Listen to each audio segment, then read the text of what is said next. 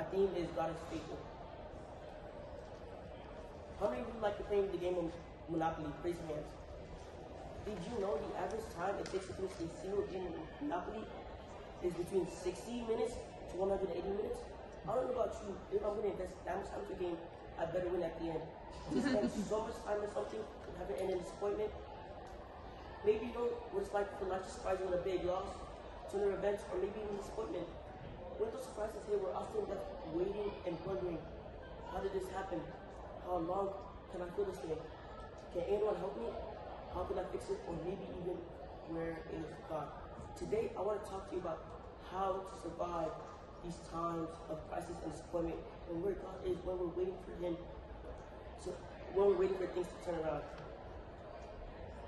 Let me introduce you to someone from the Scripture who knows a lot about surviving these major times of moments of crisis and disappointment.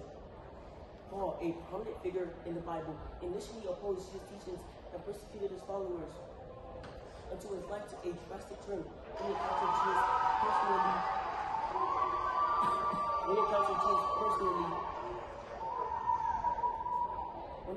Jesus personally.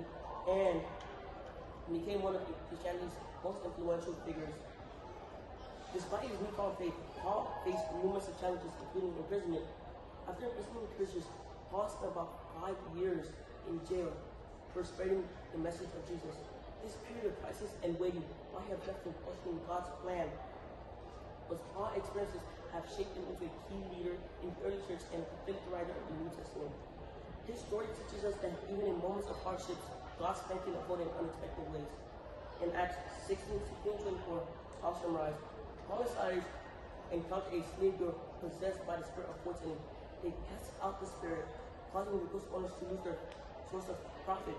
As a result, they stirred up a crowd against Paul and Silas, who were then seized, dragged to the authorities, and falsely accused.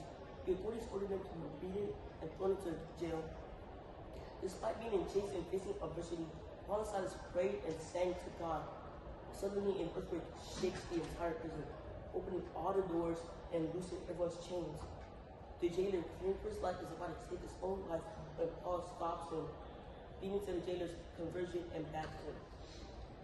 While the scripture doesn't tell us why God allowed Paul and Silas to be thrown into jail, it does tell us that, just make it clear to us that God didn't want them to stay there. Paul and Silas were interrupted by disappointment and crisis. They were waiting for God's rescue, and they got it. But in the meantime, they still found a reason to worship. Even while they waited and wondered what would happen next, God showed up in a miraculous way. God rescued Paul and Silas from prison, but that's not the only miracle that happened that night. God rescued the jailer and his entire family too with the message of Jesus. Even when they were waiting for God's rescue, Paul and Silas trusted that God hadn't abandoned them. While they waited, they worshipped. After they were rescued, they got right back to work.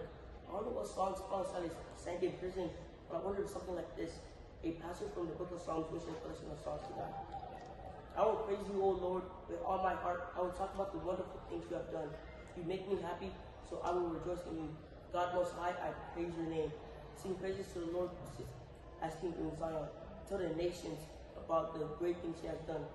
Even when Paul and Silas were waiting in prison, wondering what God could do next, they found a reason to worship. They knew God could be trusted. They trusted God was with them. They believed God could be faithful to them, no matter what happened, and they were right. God was faithful to Paul and Silas while they waited in prison. So no matter what you're going through, no matter what you might be waiting for, I can let you know that God will be faithful to you. Thank you.